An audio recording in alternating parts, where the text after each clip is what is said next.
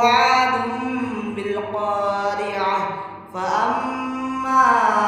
ثمود فأهلكوا بالطاغية وأما عاد فأهلكوا بريح صرصر عاتية سخرها عليهم 7 ليال و8 أيام حسوما فترى القوم فيها صرعى كأنهم أعجاز نخل خاوية فهل ترى لهم من باقية وجاء فرعون ومن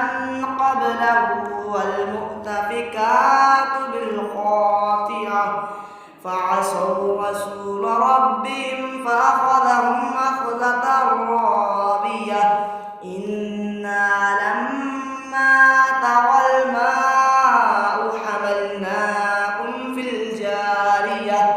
لنجعلها لكم تذكرة وتعيها أذن واعية فإذا نفخ في الصور نفخة واحدة وحملت الأرض والجبال فدكتا دكة واحدة فيومئذ وقعت الواقية وانشقت السماء فهي يومئذ واهية والملك على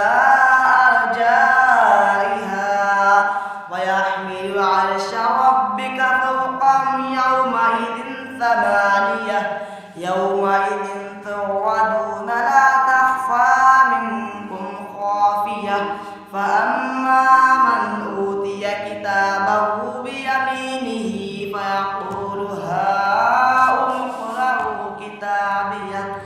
إني ظننت أني ملاق حسابيه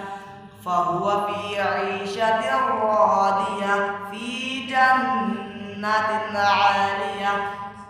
قطوفها دانية كلوا واشربوا هنيئا بما أسلفتم في الأيام الخالية فأما من أوتي كتابه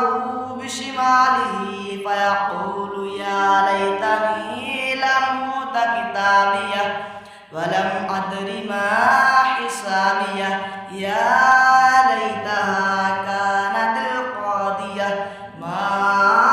أغنى عني ماليه هلك عني سلطانيه خذوه فغلوه ثم الجحيم صلوه ثم في سلسلة ذرعها 70 ذراعا فاسلكوه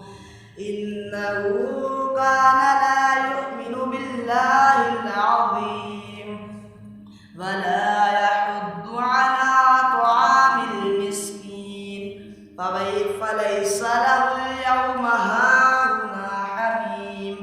ولا طعام إلا من غسلين لا يأكله إلا الخاطئون فلا أقسم بما تبصرون وما لا تبصرون إنه لقول رسول كريم وما هو بقول شاعر قليلا ما تؤمنون ولا بقول كاهن قليلا ما تذكرون تنزيل من رب العالمين ولو تقول علينا بعد الأقاويل لأخذنا منه باليمين ثم لقطعنا منه الوتين فما منكم من أحد عنه حاجزين وإنه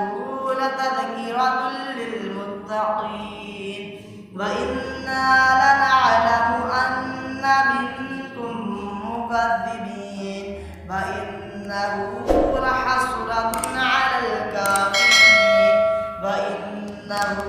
لحق اليقين فسبح باسم ربك ربك العظيم.